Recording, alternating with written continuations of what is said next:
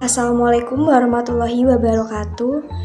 Halo semuanya, sebelumnya perkenalkan saya Jihan Vivit Alvira, mahasiswi program studi S1 Manajemen Fakultas Ekonomi Universitas Islam Sultan Agung Semarang. Pada video kali ini saya akan memaparkan presentasi mengenai materi mazhab Sahabi atau haul sahabat yang merupakan bentuk pemenuhan tugas mata kuliah Islam dan Disiplin Ilmu yang diampu oleh Bapak Dr. Andes Haji Bejo Santoso, MT PhD. Di sini saya akan menjelaskan mengenai pengertian, macam-macam, kelebihan dan kekurangan, serta contoh-contohnya dari mazhab Sahabi atau haul sahabat. Untuk yang pertama adalah pengertian.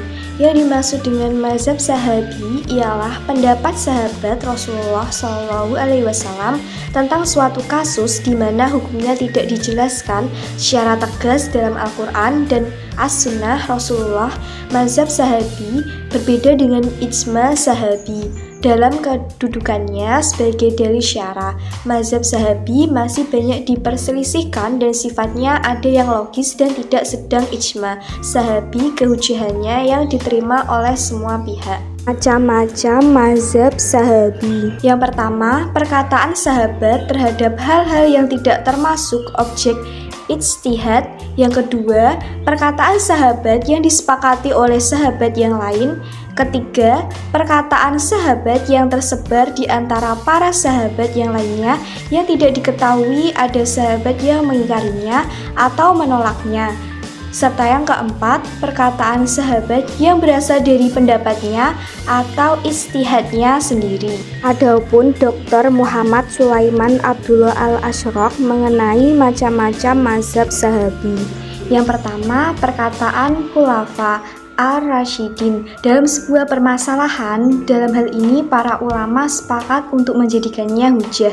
Sebagaimana diterangkan dalam sebuah hadis, hendaklah kalian mengikuti sunnahku dan sunnah para khulafa Ar-Rasyidin setelahku. Yang kedua, perkataan seorang sahabat yang berlandaskan pemikirannya dan ditentang oleh sahabat yang lainnya.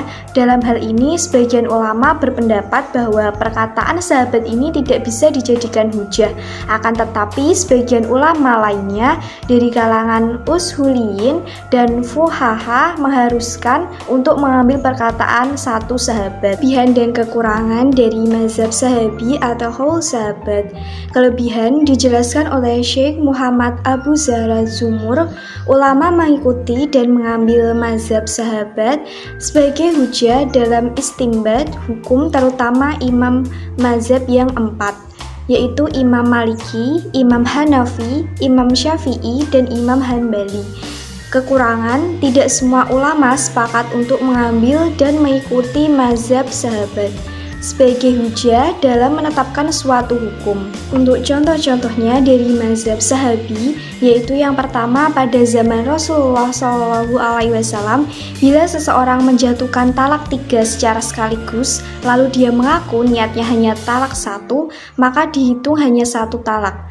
Sedangkan pada zaman Umar bin Khattab, bila seseorang menjatuhkan talak 3 secara sekaligus, lalu dia mengaku niatnya hanya talak 1, maka tetap dihitung talak 3.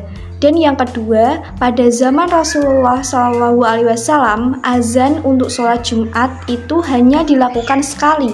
Namun pada zaman Utsman bin Affan, azan untuk sholat Jumat itu dilakukan sebanyak 2 kali. Tambahan azan itu dilakukan karena jumlah kaum muslimin semakin banyak.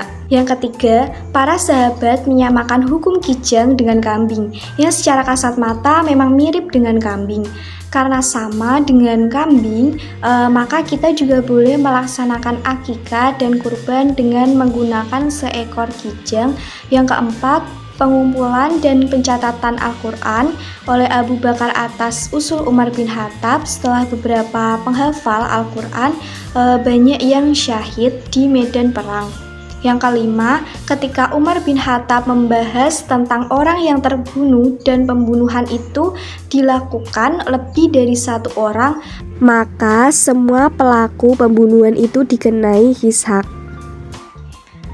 Demikian pemaparan presentasi yang dapat saya sampaikan. Kurang lebihnya saya mohon maaf. Wassalamualaikum warahmatullahi wabarakatuh.